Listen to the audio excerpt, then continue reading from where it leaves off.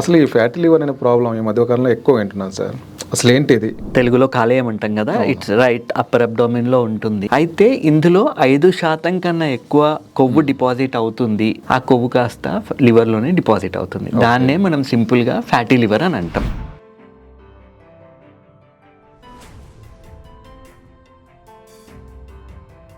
Fatty liver రావడానికి కారణాలు అంటే చాలామంది ఇప్పుడు మేము తాగుతున్నాం కాబట్టి ఫ్యాటీ లివర్ వచ్చింది అంటారు. కొద్దిమంది ఏమో నాన్ ఆల్కహాలిక్ ఫ్యాటీ లివర్ అని కూడా ఒక వర్డ్ చెప్తుంటారు డాక్టర్లు. అవును, ఏంటి సార్ టైప్స్ ఉంటాయి ఫ్యాటీ లివర్లో? అవును, ఆల్కహాలిక్ ఫ్యాటీ లివర్ అన్నది మందు తాగే వాళ్ళల్లో చూస్తాం. నాన్ ఆల్కహాలిక్ స్టియర్టో హెపటైటిస్ అంటున్నాము, లేకపోతే non alcoholic fatty liver disease.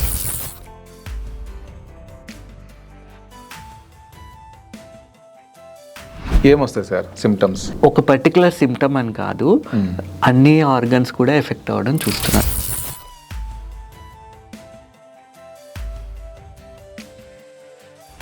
Sir ఇప్పుడు మనం ఫ్యాటీ లివర్ గ్రేడింగ్ అని అంటుంటారు కదా, ఎట్లా గ్రేడింగ్ ఇస్తారు? ఎన్ని స్టేజెస్ ఉంటాయి సార్? సో గ్రేడ్ 1 అన్నది ఓన్లీ ఫ్యాటీ లివర్, అంటే ఇక్కడ ఇన్ఫ్లమేషన్ ఏమీ లేదు. గ్రేడ్ 2 అన్న దాంట్లో ఫ్యాటీ లివర్తో పాటు ఇన్ఫ్లమేషన్ కూడా ఉంటుంది.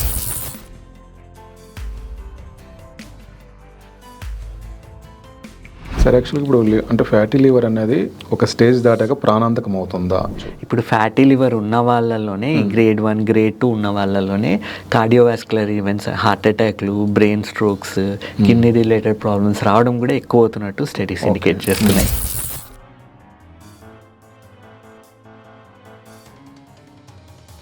ఒక మనిషి కనుక సెంట్రల్ ఒబేసిటీ అంటే పొట్ట చుట్టూ కనుక బాగా వెయిట్ పొట్ట లావుగా ఉన్న వాళ్ళలో ఖచ్చితంగా ఫ్యాటీ లివర్ ఉండే ఛాన్స్ ఉందా? ఎస్ ఉందండి. మెటబాలిక్ సిండ్రోమ్ అని ఇందాక మాట్లాడుకున్నాం కదా, ఇది ఒక క్లస్టర్ ఆఫ్ సిమ్టమ్స్ అన్నీ ఉండాలి.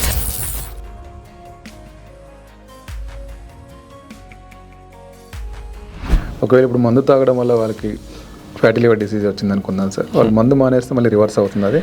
అది రివర్స్ అవుతుంది కానీ it will take its own time. Okay, చాలా టైం పడుతుంది.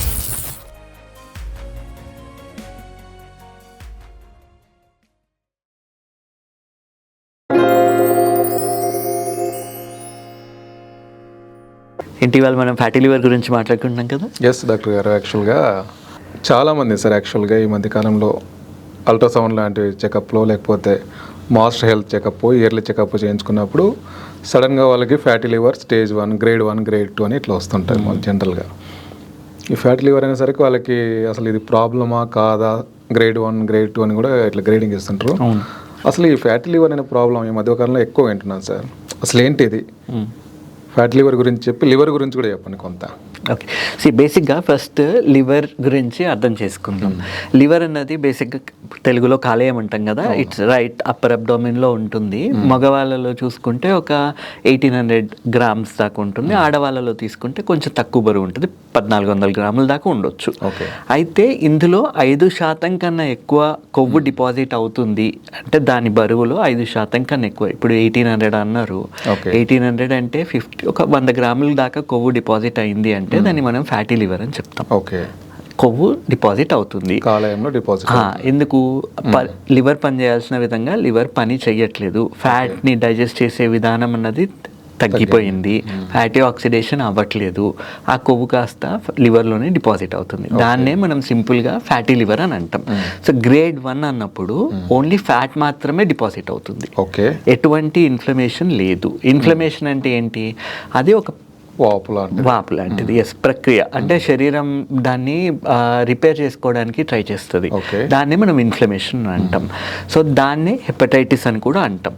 అయితే హెపటైటిస్ రావడానికి వైరస్లు ఒక కారణం అయితే, మనం తీసుకునే ఫుడ్ అయినా కారణం కావచ్చు, లేదంటే మనం తీసుకునే టాబ్లెట్ల వల్ల కావచ్చు, రకరకాల రీజన్స్ వల్ల లివర్ అన్నది ఇన్ఫ్లేమ్ అవ్వచ్చు.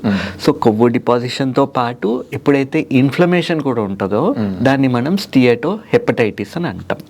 సో ఓన్లీ ఫ్యాటీ లివర్ అంటే స్టియటోసిస్ అంటాం, లివర్ ఇన్ఫ్లమేషన్ కూడా ఉంది అంటే స్టియటో హెపటైటిస్ అని అంటాం. సో ఇది బేసిక్గా ఫ్యాటీ లివర్ గురించి. ఫ్యాటీ లివర్ రావడానికి కారణాలు అంటే చాలామంది ఇప్పుడు మేము తాగుతున్నాం కాబట్టి ఫ్యాటీ లివర్ వచ్చింది అంటారు. కొద్దిమంది ఏమో నాన్ ఆల్కహాలిక్ ఫ్యాటీ లివర్ అని కూడా ఒక వర్డ్ చెప్తుంటారు డాక్టర్లు. అవును. ఏంటి సార్ టైప్స్ ఉంటాయి ఫ్యాటీ లివర్లో? అవును. ఆల్కహాలిక్ ఫ్యాటీ లివర్ అన్నది మందు తాగే వాళ్ళల్లో చూస్తాం. మందు తాగే వాళ్ళల్లో బేసిక్గా ఆల్కహాల్ ఫస్ట్ ప్రాసెస్ చేస్తుంది లివర్. సో లివర్ మెటబాలిజం అన్నది తగ్గిపోతుంది అండ్ టాక్సిక్ లోడ్, ఈ ఆల్కహాల్ అన్నది ఒక టాక్సిక్ మెటీరియల్. సో లివర్ని ఇంజూర్ కూడా చేస్తుంది, లివర్ సెల్స్ కూడా డ్యామేజ్ అవుతాయి. దానివల్ల ఆల్కహాలిక్ ఫ్యాటీ లివర్ అని అంటాం. అయితే వీళ్ళలో ఇన్ఫ్లమేషన్ అసోసియేటెడ్ ఉండడం చూస్తున్నాం.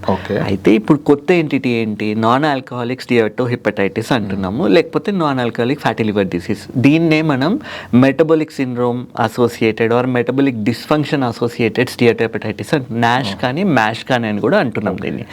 సో వీళ్ళల్లో ఏమవుతుంది, కొంతమందిలో ఈ టెండెన్సీ ఎక్కువ అవుతుంది. ఇప్పుడు లావుగా ఉండే వాళ్ళు ఉన్నారు, లేదు షుగర్ ఉంది, లేదు కొంతమందిలో మెటబాలిక్ సిండ్రోమ్ ఉంది. అంటే ఏంటి, బీపీ ఎక్కువ ఉండడం, కొలెస్ట్రాల్ ట్రైగ్లిసరైడ్స్ ఎక్కువ ఉండడం, షుగర్ ఉండడం, వేస్ట్ సర్కంఫరెన్స్ ఎక్కువ ఉండడం, వీళ్ళల్లో మెటబాలిక్ సిండ్రోమ్ అని చెప్తాం. ఈ సిమ్టమ్స్ అన్నీ ఉన్నప్పుడు వీళ్ళల్లో ఈ ఫ్యాటీ లివర్ ఎక్కువ అవడం చూస్తున్నాం బేసిక్గా. సో సింపుల్ థింగ్, మళ్ళీ కొవ్వు అన్నది ప్రాపర్గా మెటబలైజ్ అవ్వట్లేదు అని దీని అర్థం. లివర్ తీసుకోగలిగిన దానికన్నా ఎక్కువ మనం లివర్ మీద లోడ్ ఇస్తున్నాము.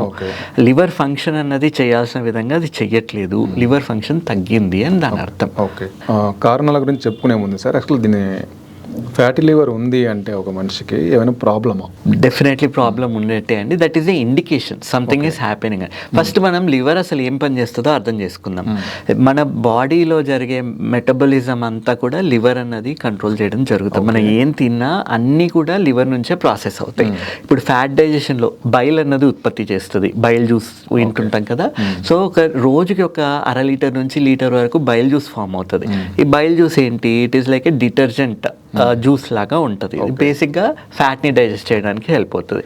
సో లివర్ పనితనం తగ్గింది అన్నప్పుడు డిఫెక్టివ్ బైల్ జ్యూస్ ఫామ్ అవడం చూస్తాం. సో వీళ్ళల్లోనే ఫ్యాటీ లివర్ ఉండడం, వీళ్ళల్లోనే గాల్ స్టోన్స్ రావడం, వీళ్ళల్లోనే కడుపు బ్లోటింగ్ అని, ఉబ్బరం అని, ఇవన్నీ చూడడం జరుగుతుంది. ఫ్యాట్ అన్నది డైజెస్ట్ అవ్వదు సరిగ్గా, ఊరికే మోషన్ వెళ్ళడం, మోషన్కి వెళ్తే మోషన్ తేలుతున్నట్టు ఉండడం, ఇవన్నీ వీళ్ళలో చూస్తాం. ఇదే కాకుండా లివర్ అన్నది మన బాడీలో కావాల్సిన ప్రోటీన్ని కూడా ఉత్పత్తి చేస్తుంది.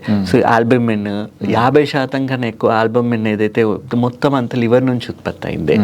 సో ఎంత బరువు ఉన్న వాళ్ళలో ఎంత ఉత్పత్తి చేయాలన్నది కూడా లివర్ చూసుకుంటుంది. ఇదే కాకుండా multiple proteins, 50% of liver form చేసే ప్రోటీన్స్లో 50% ఆల్బుమిన్, మిగిలినవి రకరకాల గ్లోబులిన్స్ అని, దాంట్లో మళ్ళీ డిఫరెంట్ టైప్స్ ఉన్నాయి. సో ఇవన్నీ ఉత్పత్తి చేస్తుంది. ఇదే కాకుండా క్లాటింగ్ ఫ్యాక్టర్స్, ఇప్పుడు రక్తం అన్నది గడ్డగట్టాలి అంటే క్లాటింగ్ ఫ్యాక్టర్స్ కావాలి, అవన్నీ ఉత్పత్తి అయ్యేది లివర్లోనే. సో ఇవే కాకుండా డైజెస్టివ్ ఎంజైమ్స్, ఈ డైజెస్టివ్ ఎంజైమ్స్ అన్నీ ఉత్పత్తి అయ్యేది లివర్లోనే. ఇది అందుకే లివర్ బాగా పనిచేస్తే డైజెషన్ బాగుంటుంది. సో లివర్ ఎప్పుడైతే ఒత్తిడికి లోన్ అవుతుందో, ఫ్యాటీ లివర్ కానీ దాని మీద ఒత్తిడి లోన్ అయిందన్నప్పుడు బాడీలో రకరకాల చేంజెస్ చూడడం మొదలవుతాయి. అండ్ ఇప్పుడు ఫ్యాటీ లివర్ అసోసియేషన్ హార్ట్ అటాక్స్తోని, బ్రెయిన్ స్ట్రోక్స్తోని, కిడ్నీ ప్రాబ్లమ్స్తోని అన్నిటితోని ఉన్నట్టు అసోసియేషన్ స్టడీస్ చెప్తున్నాయి ఇప్పుడు. సో లివర్ పనితనం ఇది. లివర్ బాగా పనిచేస్తే మనం హెల్దీగా ఫీల్ అవుతాం, మన బాడీలో మెటబాలిజం అన్నది కరెక్ట్గా ఉంటుంది, everything will go in a order. ఎప్పుడైతే లివర్ ఫంక్షన్ డిస్టర్బ్ అయిపోతుందో body will start throwing science. Okay, ఏమొస్తాయి సార్ సిమ్టమ్స్? ఇప్పుడు దెబ్బలు తగలగానే ఈజీగా బ్రూజింగ్ అంటాం కదా, ఆ ఈజీ బ్రూజింగ్ ప్లస్ లివర్ మీద లోడ్ ఎక్కువైంది, వాళ్ళంతా దురదల్లాగా ఫీల్ అవుతారు. చాలా మంది ఇచ్చింగ్ అని చెప్తా ఉంటారు. ఓకే, సో ఆ ఇచ్చింగ్ అవుతుందన్న దాని అర్థం బైల్ సాల్ట్స్ అనేవి డిపాజిట్ అవుతున్నాయి స్కిన్ కింద అని అర్థం.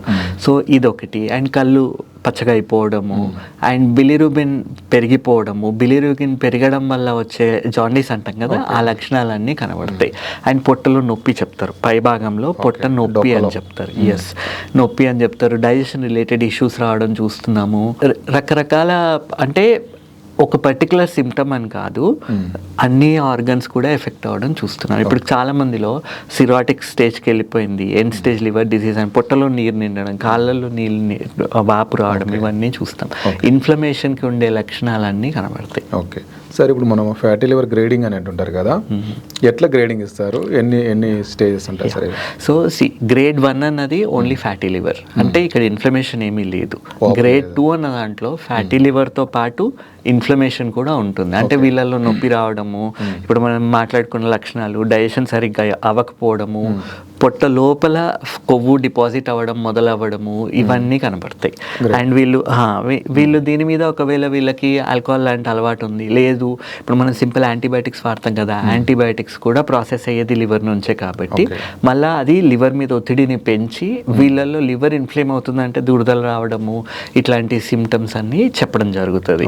సో గ్రేడ్ 3కి వెళ్ళిపోయింది. అంటే ఇప్పుడు ఏమవుతుంది, ఇన్ఫ్లమేషన్ జరిగినప్పుడు ఏమవుతుంది, బాడీ రెస్పాన్స్ ఏదైతే అక్కడ లివర్ సెల్స్ డ్యామేజ్ అవుతున్నాయో బాడీ దాన్ని రిపేర్ చేయడానికి ట్రై చేస్తుంది. అంటే ఇప్పుడు మనకి ఇక్కడే సపోజిడ్లీ ఏదో దెబ్బ తగిలింది, దెబ్బ మానేటప్పుడు ఏమవుతుంది, ఒక పొట్టులాగా ఫామ్ అవుతుంది. ఆ పొట్టు వెళ్ళిపోయిన తర్వాత స్కిన్ అన్నది అక్కడ హార్డ్ అయ్యి బాడీ అన్నది దాన్ని రీమోడల్ చేసుకుంటుంది, స్కార్ ఫామ్ అవుతుంది కదా. సో లివర్లో కూడా అంతే, లివర్లో రీజనరేటివ్ కెపాసిటీ ఎంత ఉన్నా కానీ డ్యామేజ్ అయిందనగానే first inflammatory response is to form a scar. ఆ స్కార్ ఫామ్ అయ్యి మళ్ళీ అది బాడీ రీమోడల్ చేసుకుంటుంది ఓవర్ ది టైం, మళ్ళీ స్కార్ ఫామ్ అవ్వడం, ఇది రిపీటెడ్ ఇన్సల్ట్స్ జరగడం వల్ల స్కారింగ్ అన్నది ఎక్కువైపోయి లివర్ ఉండాల్సిన సాఫ్ట్ కన్సిస్టెన్సీ ఉండకుండా స్టిఫ్గా అయిపోతుంది. దాన్ని గ్రేడ్ 3 అంటాం. మళ్ళీ ఫైబ్రోసిస్ అన్నది సెట్ అవుతుంది గ్రేడ్ 3లో.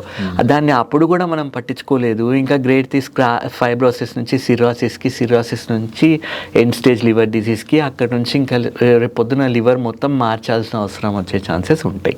సో ఇవి స్టేజెస్. సో ఇందులో మనం గ్రేడ్ 1 సాధారణంగా ఇప్పుడు ఎవరు వచ్చినా కానీ గ్రేడ్ 1 చూడడం జరుగుతుంది. ఇంతకు ముందు కానీ ఇప్పుడు చాలా ఎక్కువైపోయింది. ఎందుకు అంటే maybe it is because of our changed life style. మనం తీసుకునే ఆహారంలో అన్హెల్దీ ఫుడ్ ఎక్కువ ఉండడము అది కూడా ఒక రీజన్. అండ్ ఇప్పుడు గ్రేడ్ 1 గ్రేడ్ 2లో వచ్చినప్పుడు దీన్ని మనం ఐడెంటిఫై చేసి సర్టెన్ ఏం చేయాలో చెప్పి అవసరమైతే కొద్ది రోజులు ఏమైనా మెడిసిన్ సపోర్ట్ ఇచ్చి దీన్ని మనం రివర్స్ చేయవచ్చు. కానీ గ్రేడ్ 3 గ్రేడ్ 4లోకి వెళ్ళిందన్న తర్వాత రివర్స్ అయ్యే ఛాన్సెస్ ఉండవు. సో అది కాకపోతే దాని ప్రోగ్రెషన్ని మనం ప్రివెంట్ చేయొచ్చు. ఇంకా ముదరకుండా దాన్ని ఏం జాగ్రత్తలు తీసుకొని దాన్ని ఎట్లా చూడాలన్నది మనం చేయొచ్చు. ఓకే సార్, ఇప్పుడు గ్రేడ్ 1 గ్రేడ్ 2 అన్నప్పుడు మనం డైట్తో రివర్స్ చేయొచ్చా, మెడికేషన్ కూడా అవసరం అవుతుంది? డైట్తోని కొంచెం కొద్దిగా మెడిసిన్ అండ్ బేసిక్గా డైట్ అండి, ఎక్కువ శాతం డైటే. ఇప్పుడు స్టడీస్ ఏం చెప్తున్నాయి, ఇప్పుడు బరువు 5% తగ్గారు అంటే ఉన్న బరువులు ఇప్పుడు 100 కిలోలు బరువు ఉన్నారు, 5 నుంచి 10% బరువు తగ్గారు అంటే ఫ్యాటీ లివర్ గ్రేడ్ 1 అయినా 2 అయినా రివర్స్ అవ్వడం చూస్తున్నాం. సో మన బరువు తగ్గితే లివర్లో ఉండే ఫ్యాట్ కూడా మెటబలైజ్ అవ్వడం మొదలవుతుంది. అండ్ ఆహార పద్ధతులు ఏం చేంజ్ చేసుకోవాలి, మనం ఫస్ట్ ఆఫ్ ఆల్ లివర్ని ఇన్సల్ట్ చేసే మెటీరియల్ ఏదైతే తీసుకుంటున్నామో దాన్ని ఆపేయాలి. ఇప్పుడు మందు తాగే వాళ్ళు ఉన్నారు, మందు కంప్లీట్గా ఆపేయాలి. రెండోది వాటర్ తాగట్లేదు, కావాల్సినంత వాటర్ ఇంటేక్ ఇంక్రీజ్ చేయాలి. తినే దాంట్లో కొంచెం ఈజీగా డైజెస్ట్ అయ్యే ఫుడ్స్ తినాలి. హార్డ్ టు డైజెస్ట్ ఫుడ్స్ ఉంటాయి, నాన్ వెజిటేరియన్ ఉంది, ఆర్ చిన్నప్పటి నుంచి అలవాటు లేని ఆహారం ఉంది, వాటిని అవాయిడ్ చేయాలి. ఈజీగా అరిగే భోజనం ఎక్కువ తీసుకోవాలి, ఆకుకూరలు ఎక్కువ తీసుకోవాలి, హోల్ గ్రెయిన్స్ ఎక్కువ ఉండాలి, వెజిటేబుల్స్ ఫ్రూట్స్ ఎక్కువ ఉన్నప్పుడు దాన్ని బాడీ అనేది ఈజీగా డైజెస్ట్ చేసుకోగలుగుతుంది. పీచు పదార్థాలు ఎక్కువ ఉండే భోజనం తీసుకోవాలి. అండ్ అది కూడా ఏంటి, తినమన్నాం కదా అని ఇంకా అవి ఎక్కువ తినడం కూడా కరెక్ట్ కాదు. అండ్ అవసరం అయినప్పుడే తింటా ఉంటే లివర్ మీద పడే లోడ్ తగ్గుతుంది. లివర్ మీద పడే లోడ్ తగ్గితే లివర్ దాని దగ్గర రిపేర్ చేసుకునే ఆస్కారం ఎక్కువ ఉంటుంది. అండ్ అదే కాకుండా ఇప్పుడు పెయిన్ కిల్లర్స్ వేసుకుంటున్నారు, స్టీరాయిడ్ టాబ్లెట్స్ వేసుకుంటున్నారు, యాంటీబయాటిక్స్ వేసుకుంటారు, ఇవన్నీ కూడా లివర్ని ఎఫెక్ట్ చేస్తాయి. సో వీటిని అవసరం లేని మందులు అన్నవి మనం ఎక్కడ కట్ చేయగలిగితే అక్కడ కట్ చేయాలి.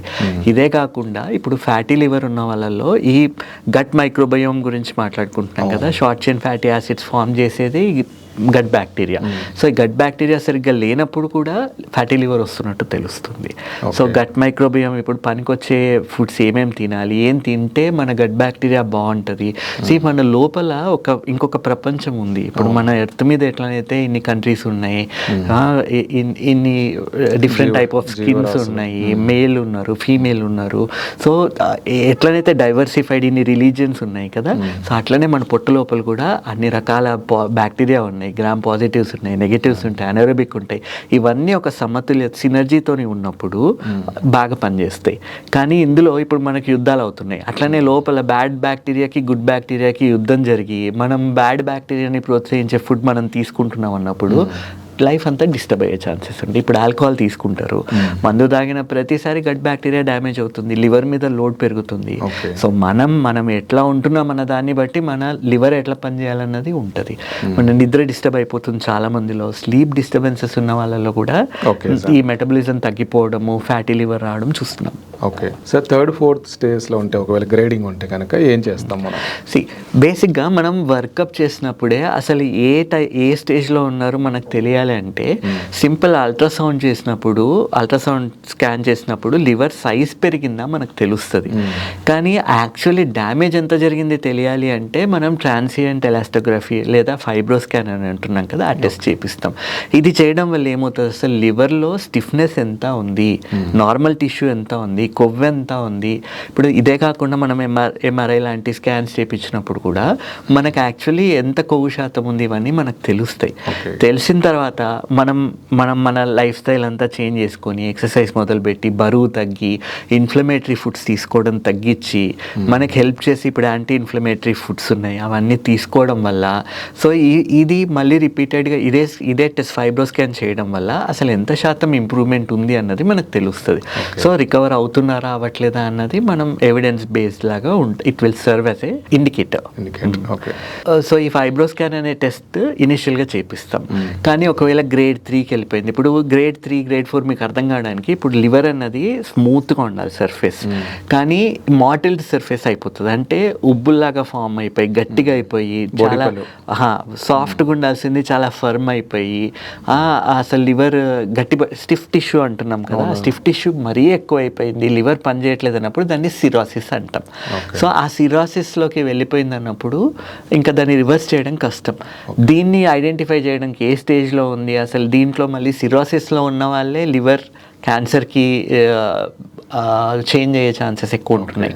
సో వీళ్ళల్లోనే లివర్ ట్రాన్స్ప్లాంట్ కూడా అవసరం పడే ఛాన్సెస్ ఉంటున్నాయి. వీళ్ళల్లో బయాప్సీ చేస్తాం, లివర్ బయాప్సీ చేసి ఆ లివర్ బయాప్సీలో సెల్యులార్ చేంజెస్ ఏమన్నా ఉన్నాయా, అసలు ఎంత శాతం లివర్ పనిచేస్తుంది, ఇవన్నీ టెస్ట్ చేసి దాన్ని ఇంకా ప్రోగ్రెస్ అవ్వకుండా ట్రాన్స్ప్లాంట్కి వెళ్ళే వరకు ఏం జాగ్రత్తలు తీసుకోవాలి, సపోర్ట్ ఎట్లా ఇవ్వాలన్నది ఇవ్వడం జరుగుతుంది.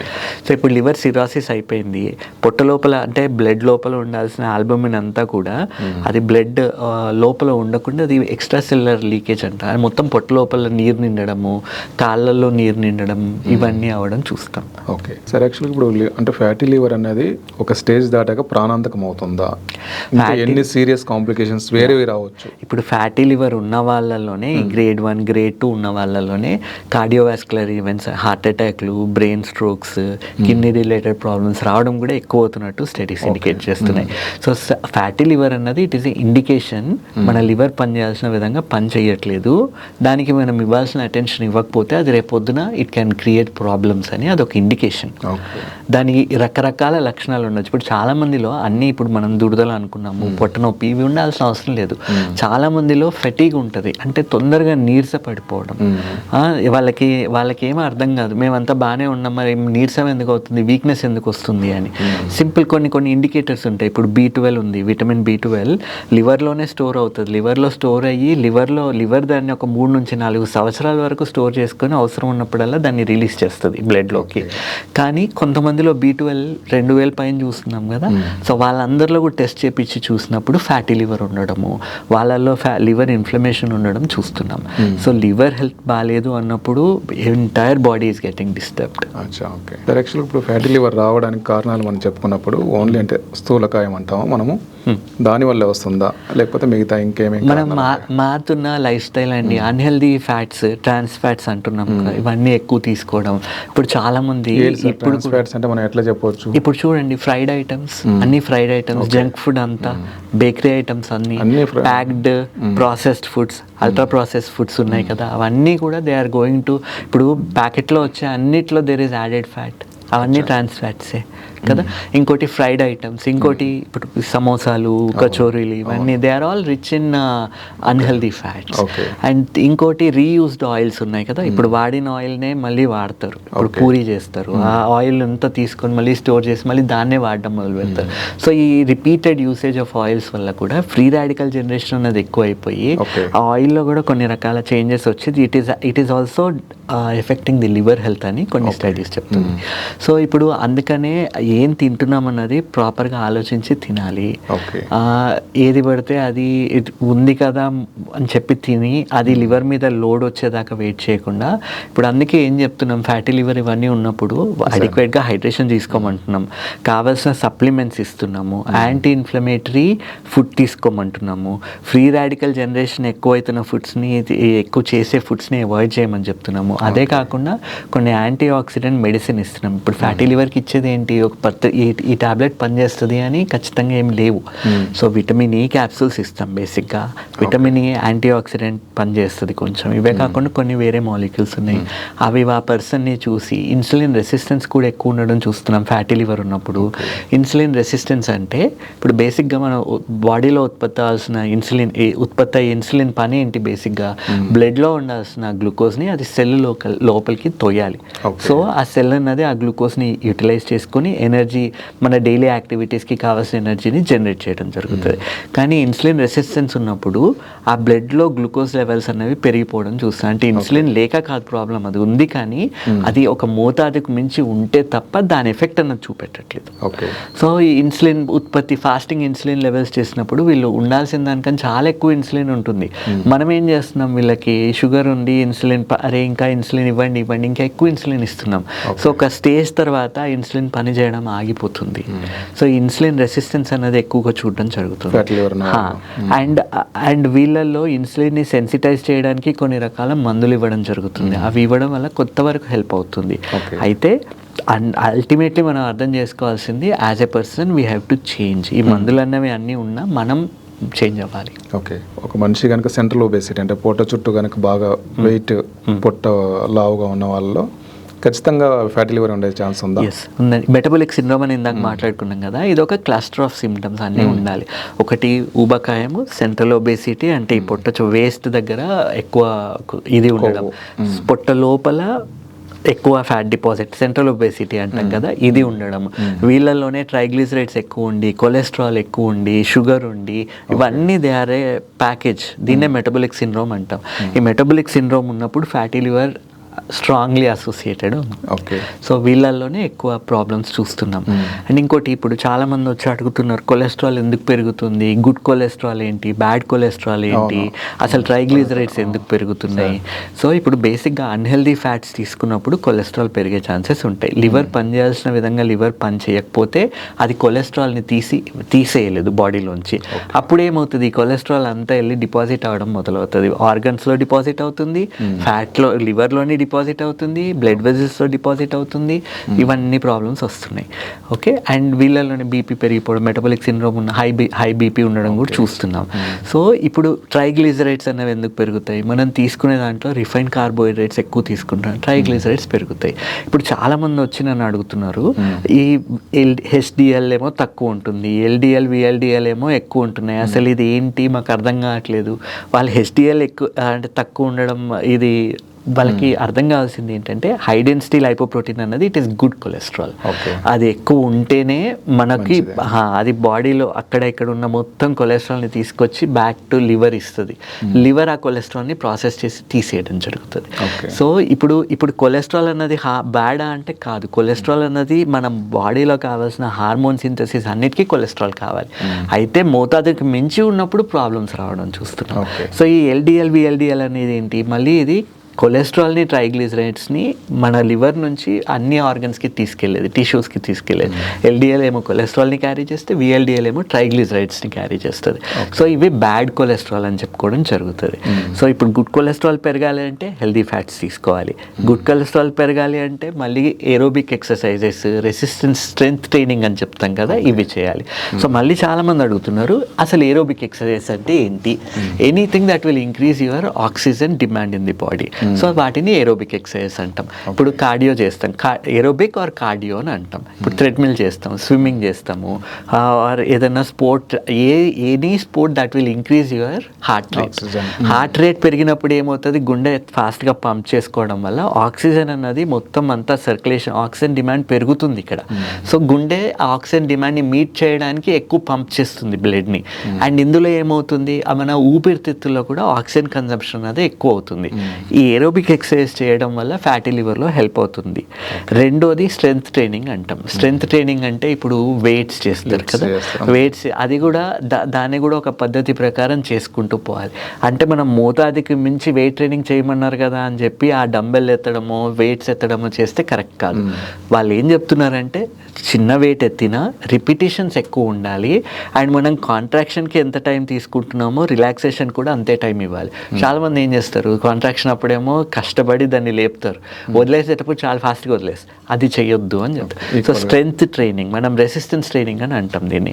సో అది స్లోగా వెయిట్స్ని ఇంక్రీజ్ చేసుకుంటా పోయినప్పుడు కూడా దానివల్ల కూడా ఈ ఫ్యాటీ లివర్ తగ్గుతున్నట్టు స్టడీస్ చెప్తున్నాయి. ఓకే, డ్రింక్ చేసే వాళ్ళలో ఎంత ప్రాబ్లమాటిక్ ఉంటుంది ఫ్యాటీ లివర్ అన్నది? వాళ్ళు ఖచ్చితంగా మానేయాలా? అదేనండి, ఇప్పుడు మొన్నటి వరకు కూడా ఒక 2 years కింది వరకు కూడా గైడ్ లైన్స్ ఉంటాయి కదా, ఈ లివర్ గైడ్ లైన్స్ ఇవన్నీ ఏం చెప్పారు, ఒక పెగ్ వరకు సేఫ్గా తీసుకోవచ్చు, ఏం ప్రాబ్లం లేదు. 1 peg or 2 pegs కన్నా ఎక్కువ అవుతున్నప్పుడు అప్పుడు లివర్ మెటబలిజం దెబ్బతినే ఛాన్సెస్ ఉన్నాయని చెప్పి. కానీ ఇప్పుడు వచ్చిన లేటెస్ట్ గైడ్ లైన్స్ ఏం చెప్తున్నాయి, 1 ml కూడా డ్యామేజ్ చేస్తుంది లివర్ని అని చెప్తున్నాయి. అసలు మందు తాకొద్దు అని గైడ్ లైన్స్ చెప్తున్నాయి. అయితే చాలామంది మేము తీసుకునేదే 1 peg కదా, పర్వాలేదా అని అంటున్నారు.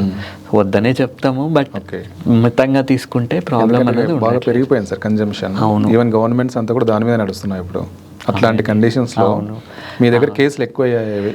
అంటే ఇంకోటండి, ఇక్కడ ఏమవుతుంది, ఆ తాగే మందు ఏం క్వాలిటీ ఉంది, దాంట్లో ఇప్పుడు చాలామంది చీప్ లిక్కర్ తీసుకునే వాళ్ళు ఉంటారు కదా, చాలామంది ఇన్ ది సెన్స్ తీసుకునే వాళ్ళు, వాళ్ళల్లో ఏమవుతుంది, దాంట్లో ఎన్ని కెమికల్స్ ఉన్నాయి, ఏం డ్రగ్స్ ఉన్నాయో వీ డోంట్ నో. అప్పుడు ఆ లివర్ మీద ఇంకా ఎఫెక్ట్ పడే ఛాన్సెస్ చాలా ఎక్కువ ఉంటున్నాయి. ఇప్పుడు చాలామంది ఇప్పుడు చూస్తున్న వాళ్ళలో వాళ్ళు రాత్రి తాగి పడుకుంటే పొద్దునే లేచిన తర్వాత వాళ్ళకి గుర్తు కూడా ఉండట్లేదు అసలు ఏం జరిగిందో. ఎస్, అంటే ఎంత డోస్ దాంట్లో ఉంది ఏమీ తెలియట్లేదు, ఏది పడితే అది తీసుకోవడం అసలు మందే మంచిది కాదు. ఓకే, అండ్ ఇంకోటి, ఇప్పుడు లివర్ ఎంజైమ్స్ గురించి మనం మాట్లాడుకోలేదు. యాక్చువల్లీ లివర్ ఎంజైమ్స్ ఏంటి, అసలు వీటి పనితనం చాలా కన్ఫ్యూషన్ ఉంది దీంట్లో చాలా మందికి.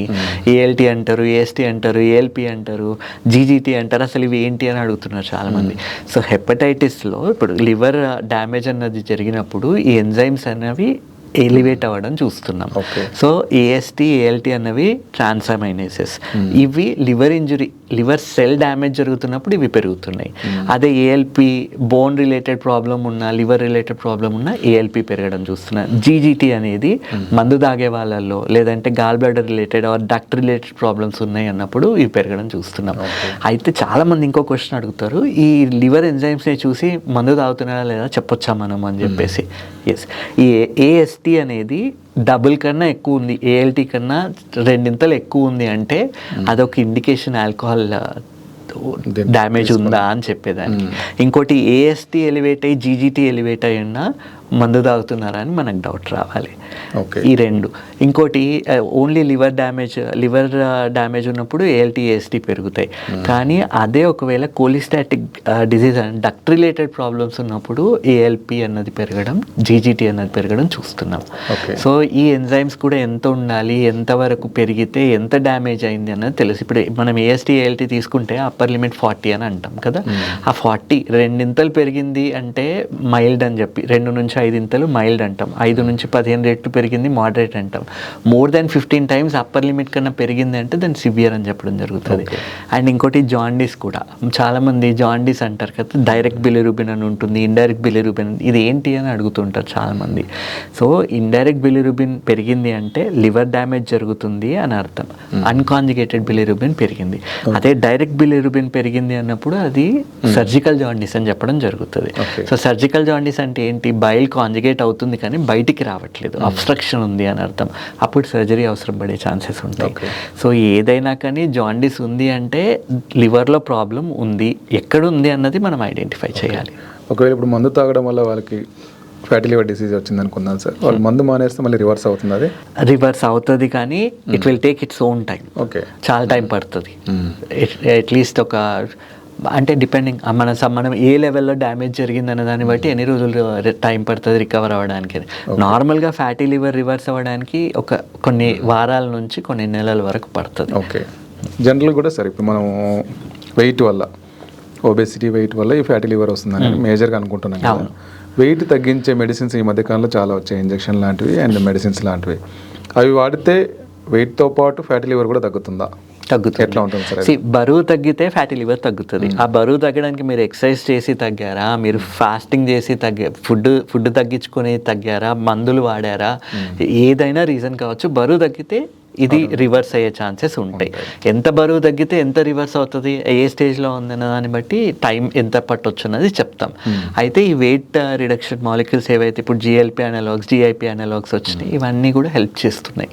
అయితే it will take its time. ఈ మందులు కూడా వేసుకోగానే బరువు తగ్గిపోతారని కాదు, కనీసం 1 సంవత్సరం వాడితే 15% నుంచి 17% వరకు బరువు తగ్గుతున్నట్టు స్టడీస్ చెప్తున్నాయి. అండ్ ఫాస్ట్గా ఎవరైతే బరువు తగ్గుతున్నారో వాళ్ళలో కూడా ఈ ఫ్యాటీ లివర్ ఇంకా కాంప్లికేట్ అయ్యే ఛాన్సెస్ ఉంటాయి. సో ఒక పద్ధతి ప్రకారం హెల్దీ వెయిట్ లాస్ ఉండాలి. ఏది పడితే అది చేయడం వల్ల కూడా ఇంకా డ్యామేజ్ ఎక్కువయ్యే ఛాన్సెస్ ఉంటాయి. సార్ ఇప్పుడు ఫ్యాటీ లివర్కి మెడిసిన్స్తో సరిపోతుందా, ఎప్పుడైనా సర్జికల్ ఇంటర్వెన్షన్ కూడా అవసరం అవుతుందా? సర్జరీ దాకా వెళ్తుందా ఈ ప్రాబ్లం? ఫ్యాటీ లివర్ అనేది సర్జరీకి వెళ్ళే ప్రాబ్లం కాదు. కాకపోతే ఫ్యాటీ లివర్ ఉన్నప్పుడు ఈ డైజెస్టివ్ డిస్టర్బెన్సెస్ ఉండడము, పొట్ట ఊరికే డిస్టర్బ్ అయ్యి ఊరికే డాక్టర్ దగ్గరికి వెళ్ళడం, డైజెషన్ ఎక్కడో తేడాగా ఉంది అని ఫీల్ అవ్వడము, ఇంకోటి వీళ్ళలో గాల్ స్టోన్స్ ఫార్మేషన్ ఛాన్సెస్ ఎక్కువ ఉంటున్నాయి. సో ఈ గాల్ స్టోన్ ఫామ్ అవ్వడం వల్ల దానికి సర్జరీలు అవసరం పడుతున్నాయి. అండ్ ఇప్పుడు మందు తాగే వాళ్ళు ఉన్నారు, ఆల్కహాలిక్ లివర్ డిజీజ్, దీనికి చాలా స్ట్రాంగ్ అసోసియేషన్ ప్యాంక్రియాటైటిస్తో ఉంది. క్లోమ గ్రంథి ఎఫెక్ట్ అవుతుంది కదా. సో ప్యాంక్రియాటైటిస్ ఒకసారి వచ్చి ఆ నొప్పి మొదలవుతుంది. ఇప్పుడు ప్యాంక్రియాస్ కూడా అంతే, ఎట్లయితే లివర్ ఇట్లా సాఫ్ట్గా ఉండాలి, అది ఫర్మ్ మాటిల్డ్ అపియరెన్స్ అయిపోతుందో, ప్యాంక్రియాస్ కూడా చాలా సున్నితంగా ఉంటుంది, చాలా మెత్తగా ఉంటుంది. అది కానీ రిపీటెడ్ డ్యామేజ్ జరగడం వల్ల ఆ ప్యాంక్రియాస్ కూడా లెదర్ లాగా గట్టిగా అయిపోవడం చూస్తున్నాం. సో అట్లా అయినప్పుడు ఆ ప్యాంక్రియాస్ లోపల ఏదైతే ఉత్పత్తి అవుతున్న ఎంజైమ్స్ ఉన్నాయో అది ప్యాంక్రియాస్ మీద పనిచేయడం మొదలు పెడుతుంది. సో ఆ ప్యాంక్రియాస్ కుళ్ళిపోవడం చూస్తాం, నెక్రాటిక్ ప్యాంక్రియాటైటిస్ అని. దాని మీద సూపర్ ఇన్ఫెక్షన్స్ వచ్చినప్పుడు అది ఇంకా వాళ్ళు సెప్సిస్లోకి, మల్టీ ఆర్గన్ ఫెయిలియర్లోకి వెళ్ళే ఛాన్సెస్ చాలా ఎక్కువ ఉంటున్నాయి. సో ఈ ప్యాంక్రియాటైటిస్ ఒకసారి మందు తాగే వాళ్ళు వచ్చింది అంటే ఇంక వాళ్ళకి చెప్తాం, మీరు మందు వాసన చూసినా మీకు లైఫ్కి రిస్క్ ఉంటుంది అని చెప్తాం. సివియర్ పెయిన్ వస్తుంది, వీళ్ళు అసలు ఆ నొప్పి తట్టుకోలేరు. మనం నార్మల్గా ఇచ్చే మందులు వీళ్ళ మీద పని చెయ్యవు. ఎపిడ్యూరల్ అనెస్థీషియా ఇచ్చి మనం రెగ్యులర్గా అనెస్థీషియా ఇస్తూ ఉంటే ఆ నొప్పి నుంచి బయటకు వచ్చి ప్యాంక్రియాటైటిస్ నుంచి రికవర్ అవ్వడానికే 1 నుంచి 2-3 వారాలు కూడా టైం పడుతుంది. అండ్ ఒక్కోసారి నెక్రోసిస్ వచ్చినప్పుడు మనం సర్జరీ చేసి ఆ నెక్రాటిక్ మెటీరియల్ తీసేస్తాం కదా, అది ఒకటేసారి కుళ్ళిపోయేది ఉండదు. 2 రోజులకి రోజుకింత అది చెడిపోవడం జరుగుతుంది. సో అది కుళ్ళిపోతుంది అన్నప్పుడల్లా 2 రోజులకు ఒకసారి సిటీ స్కాన్ చేయడం, ఎంత డ్యామేజ్ అయింది చూడడం, మళ్ళీ మొత్తం ఓపెన్ చేసి మళ్ళీ చెడిపోయిందంతా తీయడం. అక్యూట్ నెక్రటైజింగ్ ప్యాంక్రియాటైటిస్లో 2 రోజులకు ఒకసారి ఆపరేషన్ చేయాల్సిన అవసరం పడవచ్చు. ఆస్తులు అమ్ముకోవాల్సిన పరిస్థితులు వస్తున్నాయి చాలా మందికి ఆ ప్రాబ్లం ఉన్నప్పుడు. ఓకే, సరే ఈ ఫ్యాటీ లివర్ పెద్దవాళ్ళలో మాత్రమే కనిపిస్తుందా, పిల్లల్లో కూడా వస్తుంది? ఈ మధ్య కాలంలో చూసుకుంటే చైల్డ్ ఒబేసిటీ అన్నది 17% కన్నా ఎక్కువ ఉన్నట్టు స్టడీస్ చెప్తున్నాయి. సో ఇప్పుడు ఆ పిల్లల్లో చిన్నప్పటి నుంచే ఫ్యాటీ లివర్ చేంజెస్ రావడము, వీళ్ళకి ఒక ఫుడ్ మీద నియంత్రణ లేకపోవడము, ఒక పర్టికులర్ డైటరీ డిసిప్లిన్ లేకపోవడం, ఎప్పుడు పడితే అప్పుడు తింటున్నారు, ఏది పడితే అది తింటున్నారు. సో వీళ్ళల్లో ఇన్సులిన్ రెసిస్టెన్స్ అనేది చిన్నప్పటి నుంచే చూడడం జరుగుతుంది. వీళ్ళలోనే షుగర్స్ వచ్చే ఛాన్సెస్ కూడా ఎక్కువ అవుతున్నాయి. సో ఎవరైనా ఇప్పుడు మన ఇండియాలో ఏమనుకుంటున్నారు అంటే హెల్దీగా ఉండాలి అని చూస్తారు. ఆ హెల్దీగా ఉండడం మంచిగా అనుకుంటున్నారు, కాదు యాక్చువల్లీ అది కరెక్ట్ కాదు. మనకి గుడ్ వెయిట్ ఉండాలి, బ్యాడ్ వెయిట్ ఉండొద్దు, వెయిట్ బాగుండాలి. బేసిక్గా మనం చూసుకోవాల్సింది అది. సో ఫస్ట్ నుంచే ఈ న్యూట్రిషనల్ డెఫిషియన్సీస్ ఇవన్నీ రావడం చూస్తున్నాము. గట్ హెల్త్ బాగుండట్లేదు, సిజేరియన్ సెక్షన్స్ ఎక్కువ అవుతున్నప్పుడు ఈ గట్ హెల్త్ కూడా డిస్టర్బ్ అవుతుంది. ఇప్పుడు నార్మల్ డెలివరీ అయిన వాళ్ళలో గట్ హెల్త్ బాగుంటున్నట్టు, సిజేరియన్ సెక్షన్ ఎవరిలో అయితే అవుతుందో వాళ్ళలో గట్ బ్యాక్టీరియా అనేది వచ్చేదే ఆ నార్మల్ డెలివరీ టైంలో పిల్లలు దానికి కాంటాక్ట్లోకి వెళ్తారు ఈ ఆర్గానిజమ్స్కి. సిజేరియన్ చేసినప్పుడు ఆ కాంటాక్ట్ ఉండట్లే, వీళ్ళలో గట్ బ్యాక్టీరియా డెవలప్ అవ్వడానికి ఇంకా చాలా టైం పడుతున్నట్టు తెలుస్తుంది. సో అది కూడా రీజనా మరి చైల్డ్ ఒబేసిటీకి తెలియదు. సార్ ఫ్యాటీ లివర్ రాకుండా మనము ఎలాంటి ఫుడ్ తీసుకోవాలి, వెయిట్ని అవాయిడ్ చేయాలి? హెల్దీ ఫ్యాట్స్ తీసుకోవాలి, ట్రాన్స్ ఫ్యాట్స్ని అవాయిడ్ చేయాలి. హెల్దీ ఫ్యాట్స్ అన్నప్పుడు ఏం చెప్తాం సార్ మనం? బేసిక్గా నట్స్ అండ్ సీడ్స్. ఇప్పుడు మ్యూఫా అండ్ ప్యూఫా అంటాం కదా, mono unsaturated, poly unsaturated fatty acids అవి ఉండే ఫుడ్స్. ఇప్పుడు ఫిష్ తీసుకునే వాళ్ళు ఉంటారు, ఫ్యాటీ ఫిషెస్ ఉంటాయి, ఆ ఫిష్లో కూడా మళ్ళీ ఫ్యాట్గా ఉన్న ఫిష్ని తీసుకుంటే దాంట్లో omega-3 ఫ్యాటీ యాసిడ్స్ ఎక్కువ ఉంటున్నట్టు తెలుస్తుంది. చేపలు ఆర్ ఎల్స్ సింపుల్ మేము నాన్ వెజ్ తినం, ఫిష్ తినం అన్నప్పుడు వీళ్ళు fish oil supplements if they can అది టేక్ okay. ఆ fish oil supplements or else omega-3 fatty acids, anti oxidants, vitamin E లాంటి టాబ్లెట్స్ ఇది రెగ్యులర్గా తీసుకోవడం వల్ల, Food లో ఫుడ్లో ఫ్రూట్స్, వెజిటేబుల్స్, హోల్ గ్రెయిన్స్ ఇవన్నీ ఎక్కువ తీసుకోవడం వల్ల, అన్హెల్దీ ఫుడ్ని అవాయిడ్ చేయడం వల్ల, ఇప్పుడు కార్బోనేటెడ్ డ్రింక్స్ ఉన్నాయి, షుగరీ డ్రింక్స్ ఉన్నాయి, పిల్లలు ఏంటి దే ఆర్ వెరీ అడిక్టెడ్. ఇదేదో ఏదైనా స్వీట్గా ఉందేనగానే వెళ్ళి they want to have cool drinks అన్ని ఇవి కూల్ డ్రింక్స్ని అవాయిడ్ చేయాలి, అన్హెల్దీ ఫుడ్ని అవాయిడ్ చేయాలి, బయట తినే కల్చర్ తగ్గాలి. మీరు బయటకి పార్టీకి వెళ్ళినా ఇంట్లో తినేసి బయటకు వెళ్ళాలి. అక్కడ వెళ్ళి అక్కడ ఉంది కదా అని అక్కడ తినడం కరెక్ట్ కాదు. ఓకే. సో మనం ఒక పద్ధతిగా మైండ్ఫుల్ ఈటింగ్ చేయాలి. At the same time junk ఫుడ్ని అవాయిడ్ చేయాలి. తినే దాంట్లో పనికొచ్చే ఫుడ్స్ని, ఫైబర్ రిచ్ ఫుడ్ని తీసుకోవాలి. ఎంత ఫైబర్ కావాలి అంటే కనీసం 30 గ్రాముల ఫైబర్ ఒక 70 కిలోల బరువు ఉన్న వాళ్ళకి ఫైబర్ కావాలి. సో ఈ ఫైబర్ అన్నది రిచ్ ఫుడ్స్ ఏవేవి ఉన్నాయి చూడండి. ఇప్పుడు ఆకుకూరలో ఫైబర్ ఎక్కువ ఉంటుంది, బీన్స్లో ఫైబర్ ఎక్కువ ఉంటుంది, చిక్కుడు గోరుచిక్కుడు అంటాం కదా, ఇవన్నీ ఎక్కువ తీసుకోవాలి. అండ్ రూట్ ట్యూబర్స్ అంటాం కదా, బీట్రూట్, క్యారెట్, వీటన్నిటిలో ఫైబర్ ఎక్కువ ఉంటుంది. అయితే ఈ రూట్ ట్యూబర్స్ తీసుకోవడం వల్ల ఆల్రెడీ ఫ్యాట్గా ఉండే వాళ్ళు ఇవి తీసుకోవడం వల్ల ఇంకా లావ్ అయ్యే ఛాన్సెస్ ఉంటాయి కాబట్టి వీటిని అవాయిడ్ చేయమని చెప్తాం.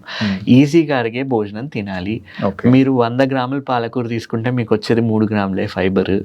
సో దాన్ని ఆలోచించుకుని మరి 30 గ్రాములకి ఎంత కావాలి, అన్ని రకాల ఫ్రూట్స్ని అన్నింటినీ మీరు హై ఫైబర్ డైట్ అని గూగుల్ సెర్చ్ చేస్తే మీ ఏరియాలో దొరికే ఫుడ్స్ అన్నీ వస్తాయి. దాంట్లో మనకి ఏది నచ్చిందో చూసి ఎంత క్వాంటిటీ తింటే బాడీకి ఎంత ఫైబర్ వస్తుందో చూసి తీసుకోవడం బెటర్. ఓకే. దీంతో పాటు ఇంకేంటి సార్ మన ఫిజికల్ యాక్టివిటీ? ఇప్పుడు స్టడీస్ ఏం చెప్తున్నాయంటే రోజుకి 30 నిమిషాల ఏరోబిక్ ఎక్సర్సైజ్ ఉంటే ఫ్యాటీ లివర్ ఇన్సిడెన్స్ అన్నది తగ్గుతున్నట్టు చెప్తుంది. అండ్ దాన్ని కూడా ఏమంటున్నారు, 150 మినిట్స్ ఇన్ ఏ వీక్ అంటారు. అంటే 5 రోజులే చేయమంటారు, 2 రోజులు రెస్ట్ తీసుకున్నా పర్లేదు, 150 మినిట్స్ పర్ వీక్ ఉంటే that is showing some beneficial effect అని అంటున్నారు. బట్ హ్యావింగ్ సెడ్ దిస్, మనం వేరే రీసెర్చ్లో చూసినప్పుడు సిట్టింగ్ డిసీజ్ అని మాట్లాడుకున్నాం ఇంతకు ముందు కదా. సో సో వాళ్ళ ఆ స్టడీ ఏం చెప్తుంది, మీరు ఎక్సర్సైజ్ చేసినా చేయకపోయినా 7 గంటల కన్నా ఎక్కువ కూర్చొని ఉంటున్నారు అంటే మీకు జన్యుపరంగా చేంజెస్ వచ్చే ఛాన్సెస్ ఉన్నాయి. ఫ్యాటీ లివర్, ఒబేసిటీ, డయాబెటీస్ ఇవన్నీ వచ్చే ఛాన్సెస్ ఉన్నాయని చెప్తుంది. సో అందుకే ఏం చెప్తున్నాం, పొద్దున ఒక ½ అవర్ ఎక్సర్సైజ్ చేయండి. కూర్చొని పని చేసే వాళ్ళు ఆల్టర్నేట్ చేయండి, sitting desk, standing desk alternate చేసుకోండి. ఆర్ఎల్స్ ఎక్కువసేపు కూర్చొని ఉంటున్నారు, మధ్య మధ్యలో తిరిగి రండి. ఒకటే ప్లేస్లో కూర్చొని ఉండడం కరెక్ట్ కాదు. అండ్ మైండ్ఫుల్ ఈటింగ్ చేయండి, కావాల్సినంత అడిక్వేట్ హైడ్రేషన్ ఉంచుకోండి. ఆ టైం అన్నది సర్కాడియన్ రిథమ్ అన్నది మెయింటైన్ చేయండి. స్లీప్ అన్నది కన్సిస్టెంట్గా ఉండాలి. ఏ టైంకి పడుకుంటున్నారు, ఏ టైంకి లేస్తున్నారు. If you are sticking to the same time then results బాగుంటున్నాయి. అండ్ ఇప్పుడు పొద్దున్న ఎక్సర్సైజ్ చేసిన పొద్దున మళ్ళీ కూర్చొనే ఉంటున్నారు అంటే వాళ్ళలో ప్రాబ్లమ్స్ ఎక్కువ వస్తున్నాయి. సో పొద్దున చేయండి ఎక్సర్సైజ్, ఈవినింగ్ చేయండి, 2 సార్లు చేయండి. ఫైనల్గా డ్రింక్ అవాయిడ్ చేయండి. ఓకే. No drink. నిద్ర ఓకే సార్, నిద్ర బాగుండాలి. 7 లోపల భోజనం చేయాల్సి. మళ్ళీ ఇది మనం మన బాడీకి ఫేవరబుల్ కండిషన్స్ క్రియేట్ చేస్తే అవయవాల పనితనం కరెక్ట్ ఉంటుంది. మెటబలిజం ఎక్కువ ఉన్న టైంలో మనం ఫుడ్ తీసుకుంటే ఈజీగా అరుగుతుంది. రాత్రి టైంలో తీసుకుంటే తిన్నది అరగట్లేదు, నిద్ర పట్టట్లేదు. ఆ తిన్నది అరగట్లేదు అని నెక్స్ట్ రోజు పొద్దున్న తినట్లేదు, మళ్ళీ పనిలో పడిపోయి బ్రేక్ఫాస్ట్ మిస్ చేస్తున్నారు, లంచ్ మిస్ చేస్తున్నారు, మళ్ళీ సేమ్ సైకిల్. రాత్రి అవుతుంది, పొద్దున్న నుంచి కష్టపడడం, బాగా తిని పడుకుందాం, మళ్ళీ తింటారు. సో దీనివల్ల ఏమవుతుంది, డైజెషన్ అవ్వాల్సిన విధంగా అవ్వట్లేదు అన్నప్పుడు ఆర్గాన్ ఎఫిషియన్సీ తగ్గిపోతుంది. వీళ్ళలోనే ఫ్యాటీ లివర్ ఇన్సిడెన్స్ కూడా ఎక్కువ అవుతుంది. ఫాస్టింగ్ లాంటివి ఏమైనా పనిచేస్తాయి సార్ వీటికి? డెఫినెట్లీ పనిచేస్తాయి. అయితే లివర్కి కావాల్సిన రెస్ట్ దొరుకుతుంది. బేసిక్గా లివర్ కొంచెం రీజనరేట్ అయ్యి అది రిపేర్, హై ఇన్ఫ్లమేషన్ ఉంది అన్నప్పుడు కొంతవరకు అది రిపేర్ చేసుకుంటుంది. ఇంకోటి ఇప్పుడు వాటర్ తాగడం హెల్ప్ చేస్తుంది. Black coffee, black tea, green tea అంటున్నాం కదా, ఇవన్నీ కూడా they are rich in anti oxidants. పాలు షుగర్ లేకుండా తీసుకోవాలి. ఇవి అది కూడా ఒక మితంగా, మళ్ళీ ఓవర్గా తీసుకుంటే మళ్ళీ దీనివల్ల కాఫీకి it has a long half life, 6 hours కన్నా ఎక్కువ ఉంటుంది. సో ఇప్పుడు రాత్రి 5 తర్వాత కాఫీ తీసుకున్నారు, ఆ బ్రెయిన్ స్టిమ్యులేట్ అయ్యి అది బాడీ దాన్ని తీసేయడానికి ఎక్కువ టైం పడుతుంది. వీళ్ళు ఇంకా నిద్ర డిస్టర్బ్ అయ్యే ఛాన్సెస్. తీసుకుంటే నైట్ వరకు ఎఫెక్ట్ ఉంటుంది. 2 లేదా 3 moderate cups before 4 o'clock coffee తీసుకుంటే దట్స్ ఓకే. బట్ దాని తర్వాత అవాయిడ్ చేసింది బెటర్. ఇప్పుడు చాలామంది అడుగుతున్నారు గ్రీన్ టీలో తీసుకోవచ్చా? గ్రీన్ టీలో కూడా 15% కెఫీన్ ఉంటుంది. సో ఆలోచించి 4-5 వరకు తీసుకోవచ్చు, తర్వాత అవాయిడ్ చేసింది బెటర్. స్ట్రెస్ రోల్ ఏమైనా ఉంటుందా సార్ దానికి దీంట్లో? డెఫినెట్లీ ఉంటుంది. ఇప్పుడు ఫ్యాటీ లివర్ వల్ల స్ట్రెస్ ఎక్కువ క్రియేట్ అయితే స్ట్రెస్ ఎక్కువ అవడం వల్ల మళ్ళీ యాసిడిటీ అవుతుంది. యాసిడిటీ ఎక్కువ అవడం వల్ల డైటరీ హ్యాబిట్స్ చేంజ్ అయిపోతాయి. ఆ డైటరీ హ్యాబిట్స్ చేంజ్ అవ్వడం వల్ల కావాల్సినంత వాటర్, ఫైబర్ లేదు. మళ్ళీ బౌల్ మూమెంట్స్ డిస్టర్బ్ అయిపోతాయి. గట్ మైక్రోబియం మొత్తం డ్యామేజ్ అయిపోతుంది. స్లీప్ బాగాలేనప్పుడు మన గట్ మైక్రోబియమే మన స్లీప్ని కూడా రెగ్యులేట్ చేస్తుంది. ఎందుకంటే 90% సెరోటోనిన్ అన్నది గట్లోనే రిలీజ్ అవుతుంది, గట్లోనే స్టోర్ అవుతుంది. సెరోటోనిన్ బాగుంటే హ్యాపీగా ఉంటున్నారు, వీళ్ళే నిద్ర బాగుపోతున్నారు. కానీ ఎవరిలో అయితే గట్ బ్యాక్టీరియా డిస్టర్బ్ అవుతుందో వాళ్ళల్లోనే స్లీప్ డిస్టర్బెన్సెస్ వస్తున్నాయి, వాళ్ళే డల్గా లో మూడ్ ఫీల్ అవుతున్నారు, వీళ్ళలోనే ఫ్యాటీ లివర్, ఇవన్నీ మెటబాలిజం రిలేటెడ్ ఇష్యూస్, థైరాయిడ్ కూడా తక్కువ పని చేయడము, ఇవన్నీ ఉంటున్నాయి. So everything in your body is linked. Liver అన్నది it is a power generator. కానీ దాన్ని మనం ఎక్కువ ఒత్తిడికి లోన్ చేసినప్పుడు ఆ పవర్ జనరేట్ చేయడం ఆపేస్తుంది. ఆపేసినప్పుడు మనం డీలా పడిపోతాం. సో లివర్ని మనం జాగ్రత్తగా చూసుకుంటే లివర్ మనం జాగ్రత్తగా చూసుకుంటాం. Okay sir, thank you so much sir. Thank you, చాలా విషయాలు చెప్పారు. Thank you sir. రైట్ అండి, బాయ్.